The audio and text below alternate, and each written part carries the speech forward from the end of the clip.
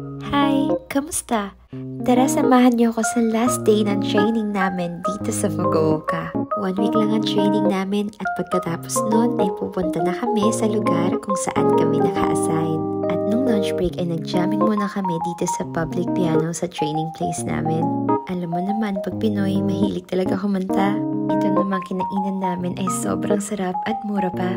Kaya ilang beses din talaga kami kumain dyan. At dahil last day na nga ay maglilibot talaga kami sa lugar na to.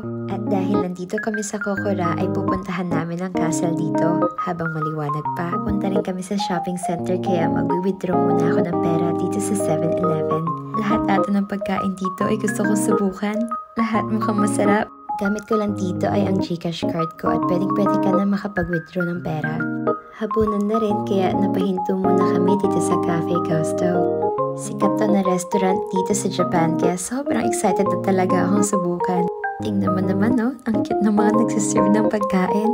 Masarap din yung mga na-order namin at yung drinks naman ay self-service. May kape, juice at soda. Sinusulit na talaga namin ngayon ng mga kasama ko dahil pagkatapos nito ay maghihiwa-hiwalay na kami. At ito na nga, finally napuntahan na namin ang Kokora Castle. Sobrang ganda. Ayun ang first castle ko. Ngayon ay papunta na kami sa shopping center. Sa totoo lang, ng mga oras na to, napakalamig na. Pero kailangan namin salitin dahil last date na namin dito sa Fukuoka eh. Sobrang daming stores dito na pwedeng tingnan. Pero syempre dito muna kami sa pinakasikat na Don Quijote. Mura dito at maraming pwedeng pagpilian. Kaya marami talaga dito bumibili. Pampasalubong nila o kaya panlagay nila sa balikbayan box.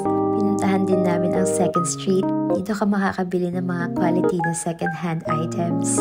Dito ako nakabili ng boots na may takong. Ang tatangkad kasi ng mga kasama ko kaya naisipan ko bumili. Kumain din kami ng taiyaki. Ito yung may angko sa loob. 10/10 talaga to sa akin.